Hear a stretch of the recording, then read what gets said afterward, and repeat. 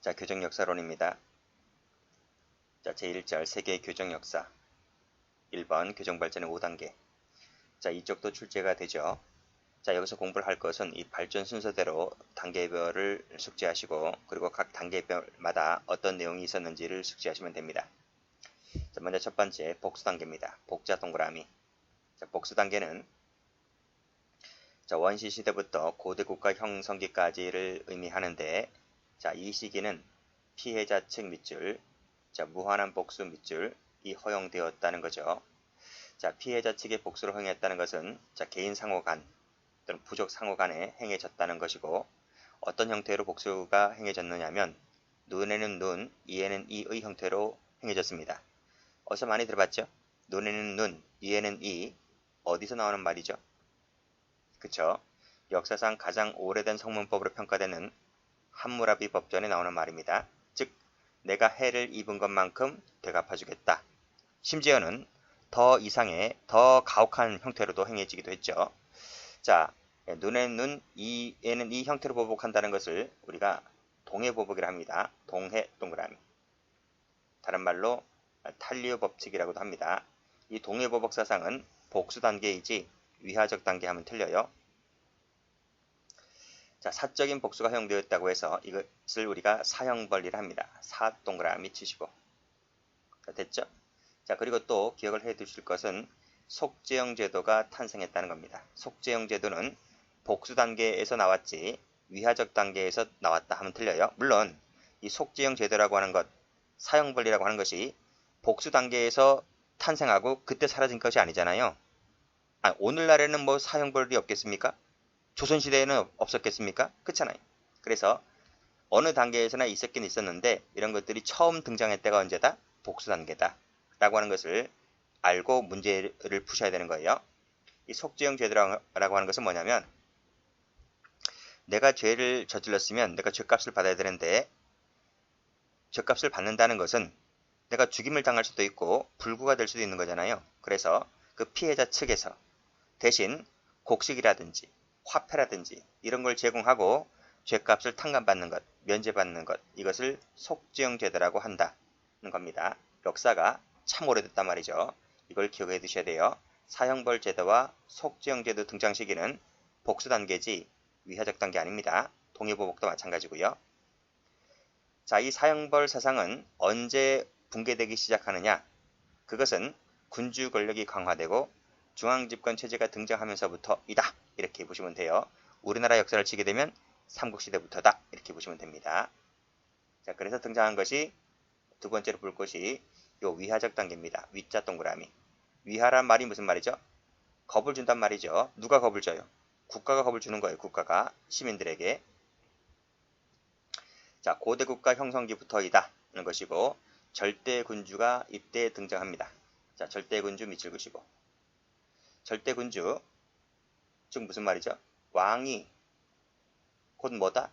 이퀄 신이다. 신 이퀄 국가이다 하는 것이 곧 절대 군주 국가입니다. 이 절대 군주 등장에 따라서 왕권이 강화되고 중앙집권제가 이제 형성되기 시작하죠. 따라서 이때부터는 개인적인 복수가 금지가 되고 국가가 형벌을 관장했다는 거예요. 자, 국가가 형벌을 관장했다. 이것을 공형벌리를 합니다. 공자 동그라미 치시고. 됐죠? 이때 국가가 형벌을 관장하기 시작했는데 위하 뭐요? 겁을 줬다니까요. 누구한테 겁을 줘요? 일반 시민들에게. 어떻게? 준엄하고 잔인한 형벌을 통해서, 그것도 공개적 형벌을 통해서. 자, 공개적 밑줄 그시고. 자, 공개적 처벌을 하면 일반 국민이 겁을 먹는다 했잖아요. 그치? 어떤 생각을 들까요? 나도 똑같이 저런 짓을 하면, 내가 사람을 죽이면, 나도 저렇게 잔인하게 공개적으로 처벌을 받겠구나 라고 생각하고, 내가 다음부터는 나도 저 사람처럼 저렇게 죄를 저지르지 말아야지 라는 생각을 갖게 될 것 아니겠습니까? 이것을 우리가 뭐라 한다? 이것을 일반 예방주의라 한다는 거예요. 일반 동그라미 치시고. 자, 됐죠? 그래서 일반인에게 두려움과 겁을 줘서 범죄로 나아가지 못하게 하는 것을 일반 예방주의라 한다 아주 잔혹했다는 거죠. 그래서 교육적 목적이 이때는 전혀 고려되지를 않습니다. 전 세계적으로 이렇게 처벌하는 나라가 있죠. 북한입니다. 북한이 국가가 형벌을 관장하고 잔혹하게 공개적으로 처벌하고 있죠. 자, 됐습니다. 자, 그리고 이 교육적 목적이 전혀 고려되지 않았다. 밑줄 그시고 X. 그리고 법률에 따른 구금시설이 없었다는 겁니다. 자, 이것도 알아두시고 법률 밑줄짝. 자, 법률은 이때 나오는 것이 아니고 18세기 넘어가야 돼요. 18세기 넘어가서 밑에 교육적 단계로 넘어갔을 때 나오게 된다. 아직까지는 법률에 따른 구금시설은 없었다. 이렇게 보시면 됩니다. 그리고 또 올라가서 국가가 형벌을 관장했다 했는데 뭐 법에 따라 행해진 것은 아니죠. 그때 법률에 따른 구금시설이 없었기 때문에 처벌할 때도 뭐 법에 따라 처벌한 것은 아닙니다. 어떻게 처벌했죠? 지 멋대로 처벌했죠. 우리가 이것을 죄형, 즉 죄와 벌은 지 멋대로 처벌한다. 전단주의라고 해요. 전단주의. 됐어요? 자, 됐고. 자, 그럼 색깔 칠해볼까요? 자, 색깔을 칠합니다. 여기 사형벌, 그리고 공형벌, 어느 때인지 받으시고,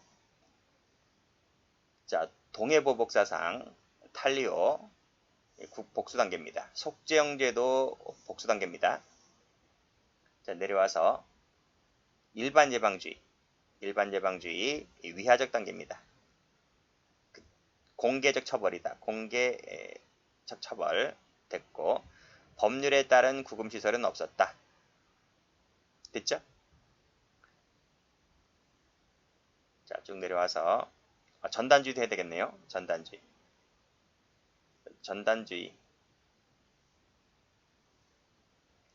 자, 그 다음 단계입니다. 화살표도 해야 되겠네요.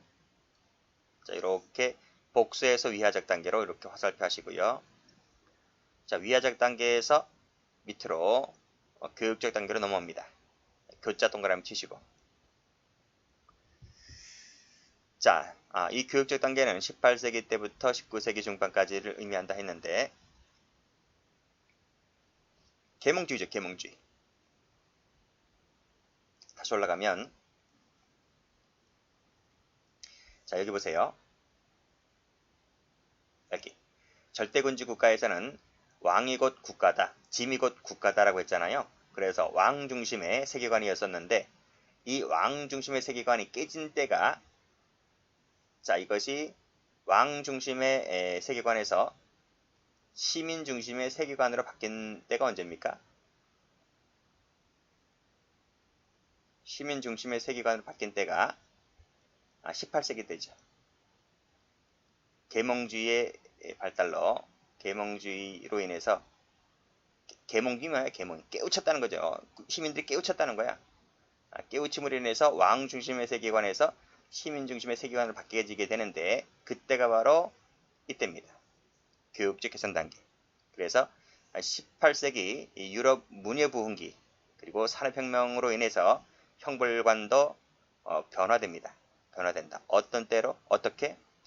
계몽주의, 여기 나오네. 계몽주의, 합리주의, 그리고 필기하세요. 이성주의 또는 공리주의, 이런 단어들이 등장한 때가 18세기 때다. 이렇게 보시면 돼요. 18세기라고 쓰시고, 여기는 17세기라고 쓰시면 돼요. 뭐 여기 이렇게 나와 있는데 이게 더 정확할 거예요. 17세기, 18세기. 자, 됐고, 그리고 박애적, 박애 동그라미. 그리고 여기 나와 있는 죄형 법정주의. 지금까지는 전단주의였죠. 그쵸? 근데 전단주의였었는데 18세기로 넘어오면서부터 죄와 형벌은 법조문에 따라 해결해야 된다. 그게 법정주의입니다. 법정주의. 자, 그 밑에 거 눈팅하시고. 자, 그 밑으로 내려와서, 자, 앞으로 가면 위하적 단계에서는 법률에 따른 구금시설이 없었다 했죠. 기출됐습니다. 이거. 법률에 따른 구금시설이 존재하지 않았었는데 쭉 내려와서 이 교육적 단계로 넘어오게 되면 이 암스테르담 노역장, 다다음 시간에 다 배울 겁니다.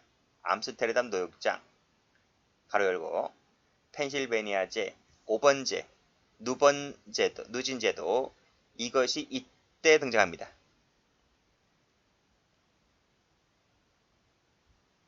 됐어요? 이 시기에 이것의 영향을 받아서 등장하기 시작합니다. 자, 그리고 죄형법정주의 여기 또 나왔네요. 범죄와 형벌은 오직 법률에 따라 행해져야 한다라고 하는 법정주의가 원칙화되었다. 처음 등장했다는 거예요. 자, 됐어요. 여기서 색깔 칠할 부분은 법정에다 색깔 칠하시고 다른 색깔로 공리 색깔 칠하시고 계몽 색깔 칠하시면 돼요. 자, 그 다음 화살표를 밑으로 하시고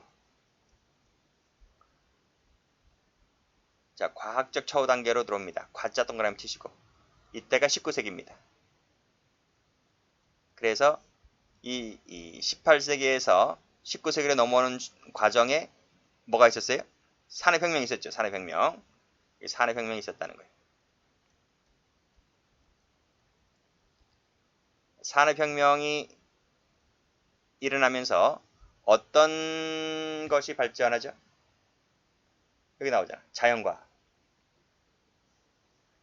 사회과학 이런 학문이 발달하기 시작합니다. 이 자연과학에는 어떤 것이 있죠? 생물학, 물리학, 천문학, 사회과학에는 사회학, 경제학, 심리학, 역사학 이런 것들이 이 실증적인 연구가 활발해지는데 이러한 실증적인 연구가 활발해짐에 따라서 행형이 개별화가 됩니다. 자, 무슨 뜻이냐?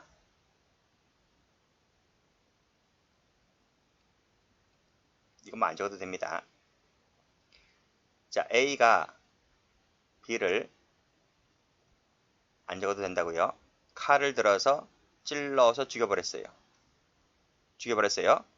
자, 과거에 지금까지 종전까지 여기 18세기 때까지만 하더라도 이 사망의 결과에 대해서만 원인 파악이 행해졌다는 거죠. 그래서 이 결과만을 중시해서 A를 살인죄로 갔던 거예요. 그래서 너 왜 죽였어? 라고 해서 이 가해자만 처벌하는 데만 중점을 두었단 말이죠. 그런데 이 사람이 왜 죽였는지를 명확하게 규명을 못해요. 뒷받침되는 학문이 없으니까. 그쵸? 뭐 이성주의, 뭐 공리주의 이딴 얘기만 하고 있고 명확한 얘기를 못하는 거야. 그런데 산업혁명이 발전함에 따라서 이런 주변의 학문들이 발전하다 보니까 너 왜 죽였니? 라고 말할 때 이 원인이 여러 가지가 있다는 거죠. 뭐 생물학적 원인이 있을 것이고 심리학적 원인도 있을 것이고 뭐 사회학적 원인도 있을 것이고 뭐 생물학적 원인으로 가게 되면 뭐 체형이 어떻니? 유전 때문에 죽인 거니? 뭐 생화학적 요인이니? 뭐 정신심리학으로 가면 뭐 정신의학, 정신분석학 이런 개념이 많이 등장하잖아요. 그쵸? 그러니까 이런 원인 규명을 하려면 이 가해자의 범죄의 원인이라든지 원인 규명, 그에 대한 대책 이런 것들이 행해지려면 이러한 주변의 학문들이 발전하지 않고서는 이게 해결이 안 된다는 거죠. 그래서 지금부터는 이 가해자, 이 범죄인 개개인을 중시했다는 거죠.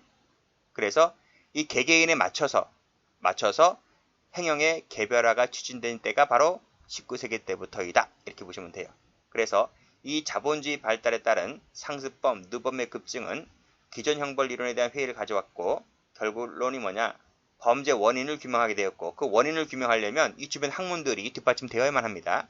그리고 범죄의 특성까지 그쵸? 뭐 체형, 유전, 유전자, 뭐 등등 이런 것들을 실증적, 과학적으로 연구하기 시작한 때가 바로 산업혁명의 영향을 받은 19세기 때부터이다. 이렇게 보시면 됩니다. 그래서 범죄인 개개인의 원인 규명을 했기 때문에 특별예방주의가 강조되었다. 특별예방주의, 맨투맨으로 이제 관리하게 되죠. 그리고 이 사람 개별 맞춤 교육이죠. 개별 맞춤 교육에 따라서 이 범죄인이 나중에 출소할 때 맞춤 교육을 하게 됨으로 인해서 제 사회화에 관심을 가지게 되었다는 것이 바로 19세기 때입니다. 자, 맞춤 교육을 했기 때문에 개별적 처우죠. 개별 동그라미 치시고. 그래서 목표는 뭐다? 제4회와 건전한 사회인으로 복귀하는 데에 처우도 그쪽으로 초점을 두기 시작합니다. 자, 됐고요. 자, 그래서 여기서 색깔을 칠해야 할 부분은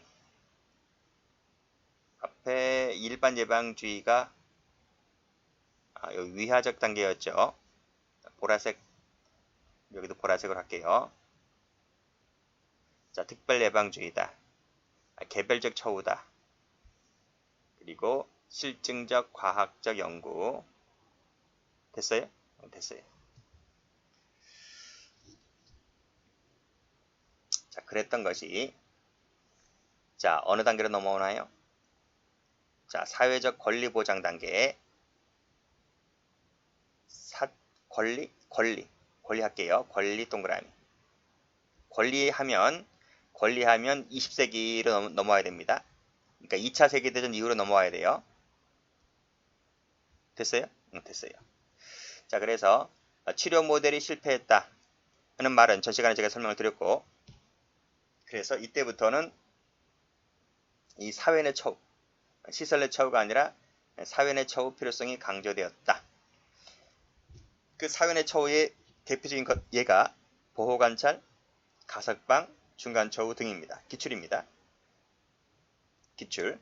그래서 이런 처우 프로그램들이 인기를 얻기 시작한 때가 이때다. 자, 그리고 인권운동이 폭넓게 전개됐죠. 그쵸? 뭐 소수민족 차별 철폐라든지 여성 인권운동이라든지 이런 인권운동이 폭넓게 전개가 되었고, 그리고 수용자들도 비록 죄를 저질렀지만 그들도 그들 나름대로의 권리를 주장하게 되었다. 이렇게 보시면 돼요. 자, 그 밑에 무슨 교도소 폭동은 뭐 이런 것까지는 자세하게 알 필요 없고 그냥 권리 주장하게 되었다. 뭐 폭동 사건도 있긴 있었는데 밑에 보면 인간다운 삶의 권리, 법률 구조, 종교의 자유 등 헌법상 보장된 이 권리입니다. 권리를 이 수용자들에게까지 폭넓게 인정되기 시작했다. 이렇게 정리를 해 두시고 이때가 언제다? 권리보장 단계다. 이렇게 정리하시면 됩니다. 앞글자 따볼게요. 일단 첫 번째 여기 위, 교, 그쵸? 교, 그 다음에 권. 어떻게 외우라고요? 이건 적지 마세요. 제가 적으니까요. 위, 교, 권. 권은 권리할 때 권이에요. 이렇게 외우시고, 자, 그리고 다시 올라가서 마무리할게요. 동해보복, 탈리오, 사형벌, 속죄형, 복수단계. 공형벌, 공개처벌, 일반 예방주의, 전단주의, 위하단계. 계몽주의, 합리주의 색깔 칠하지 않았네요. 합리주의. 그 다음 공리주의, 이런 것들은 법정주의, 이런 부분은 교육적 단계. 자, 내려와서 19세기에 들어오게 되면 자, 실증주의죠. 실증주의, 과학적 연구, 특별예방주의, 개별처우 이런 부분들은 과학적 단계. 그리고 마지막에 권리 보장 단계에서 이 각종 권리 있죠. 재수자들도 권리를 갖게 되었다. 사회 내 처우 중요성이 강조되었다. 하는 부분들, 인권운동까지도 같이 받으시면 되겠네요. 자, 하나 더 봅니다. 두 번째로 볼 것이 각종 국제회의인데 이 부분은 그냥 거의 출제 가능성이 없어요. 옛날에 특채에서는 한 번 정도 나왔는데 오늘날에는 그 비중이 상당히 축소되었다. 거의 출제가 되질 않아요. 그러니까 눈팅만 하시면 되겠습니다. 뭐 국제범죄인류학회의 롬브로쪼, 페리, 형사학협회 리스트, 하멜 프린스 뭐 쭉 내려오시고 마지막 하나 볼까요? 자, UN 범죄 방지 및 범죄자 처우 회의라는 것이 있는데 이것은 현존하는 최대 규모 형사 정책에 관한 국제 협력체이다. 자, 이 회의 1차 회의에서 피구금자 처우 최저 기준 규칙이 결의되었고 이 피구금자 처우 최저 기준 규칙이란 권고사항이다. 권고사항. 각국의 권고사항일 뿐이지 구속력은 없다. 기출된 적이 있습니다. 그리고 제 8차 회의에서는 미결수 처우만을 다룬 최초 학회다. 기출된 적이 있습니다. 그 정도만 받으시면 되죠. 그리고 국제형법및 형무회의를 계승했다. 바로 위에서 이렇게 계승한 겁니다. 계승해서 정부 단위 협력체이다. 이 정도까지만 예전에 한번 나온 적이 있어요. 여기까지 합니다.